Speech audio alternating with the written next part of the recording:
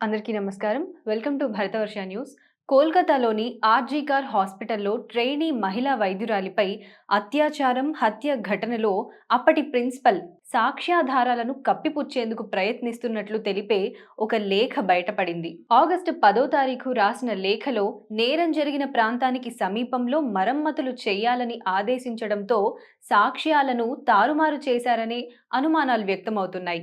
BJP నాయకుడు సుకాంత మజుందార్ వెల్లడించిన ఈ లేఖ అనేక ఊహాగానాలకు ఆజ్యం పోసింది. ఆర్జీకర్ మెడికల్ కాలేజీ మాజీ డైరెక్టర్ సందీప్ ఘోష్ సంతకం చేసిన ఆర్డర్ బాధితురాలు మరణించిన ఒక రోజు తర్వాత ఆగస్టు 10 నాటిది. క్రైమ్ సీన్ ను ట్యాంపరింగ్ చేయటం గురించి సహోద్యోగులు, నిరసనకారుల నుండి ఆరోపణలు వచ్చినప్పటికీ పోలీస్ కమిషనర్ దాన్ని పట్టించుకోలేదు అని మజుందార్ తన పోస్ట్లో రాశారు. వైద్యుల గదులు, మరుగుదొడ్లను తక్షణమే పునరుద్ధరించాలని కోరుతూ వివిధ విభాగాలకు చెందిన ఎగ్జిక్యూటివ్ ఇంజనీర్లకు లేఖ రాశాడు ప్రిన్సిపల్.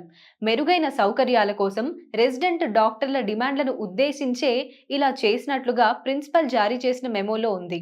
అందుకే ఆ 2 రోజుల్లో ముఖ్యమంత్రి మమతా బెనర్జీ కాల్ జాబితాను తీసుకుంటే ఆధారాలు కప్పిపుచ్చేందుకు ప్రయత్నించిన అసలు దోషులు బయటపడతారని ప్రతిపక్ష నేత సువేందు అధికారి స్పష్టం చేశారు.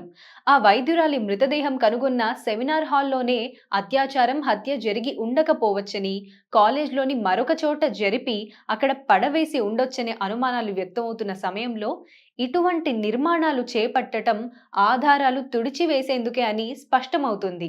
అటు ఈ కేసు దర్యాప్తులో పోలీసులు అక్రమాలకు పాల్పడ్డారంటూ బాధితురాలి తల్లిదండ్రులు సంచలన ఆరోపణలు చేశారు. కేసును తప్పుదోవ పట్టించేందుకు పోలీసులు ప్రయత్నించారని, హడావుడిగా తమ కుమార్తె దహన సంస్కారాలు పూర్తి చేయించారని తెలిపారు. తొలుత మా కుమార్తె మృతదేహాన్ని చూసేందుకు అనుమతించలేదు.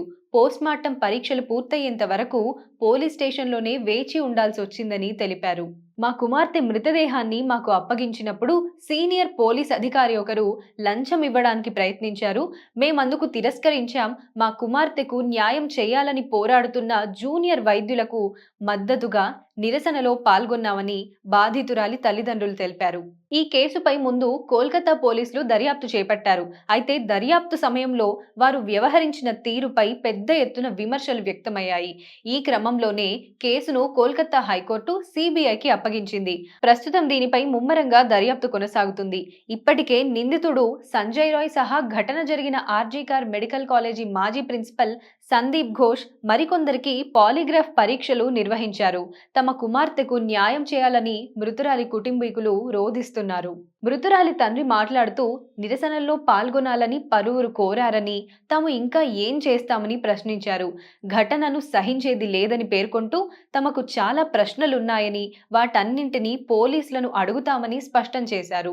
ఘటన జరిగిన రోజు రాత్రి కుమార్తె మృతదేహాన్ని దహన సంస్కారాల కోసం తీసుకువెళ్లాలని ఒత్తిడి చేశారని, ఎలాంటి విచారణ లేకుండానే ఆత్మహత్య చేసుకుందని చెప్పారని ఆయన ఆరోపించారు.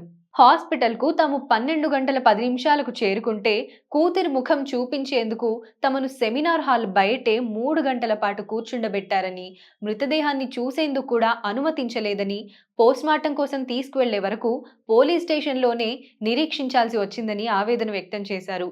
ఆ తర్వాత నిస్సహాయ స్థితిలో ఒత్తిడికి లోనయ్యామని, ఇంటికి వచ్చేసరికి 400 మంది పోలీసులు ఉన్నారని, మరో మార్గం లేక మృతదేహానికి దహన సంస్కారాలు చేయాల్సి వచ్చిందని తెలిపారు. ఆ రోజున దహన సంస్కారాలకు ఖర్చు ఎవరు భరించారనే విషయం కూడా ఇప్పటికీ వారికి తెలియదని చెప్పుకొచ్చారు. ఇప్పుడు చెప్పండి, ఈ మమతా బెనర్జీ, ఆమె గూండాలు, ఆమె మద్దతుదారులు ఎంతటి దారుణానికి పాల్పడుతున్నారు అనేది. ఘోరంగా ఒక అమ్మాయిని అత్యాచారం చేసి చంపేసిన ఆ మూకపై ఇంత ప్రేమ చూపిస్తున్న వీరందరినీ రాక్షసులు అని కాక ఇంకెలా సంబోధించాలి? ఇంకొన్నాళ్లయ్యాక ఈ కేసు గురించి మనం కూడా మాట్లాడుకోవటం మర్చిపోతాం. ఈ మూకల అసలు పేర్లు బయటకు రావాలని, వారికి కఠిన శిక్ష పడాలని కోరుకుందాం.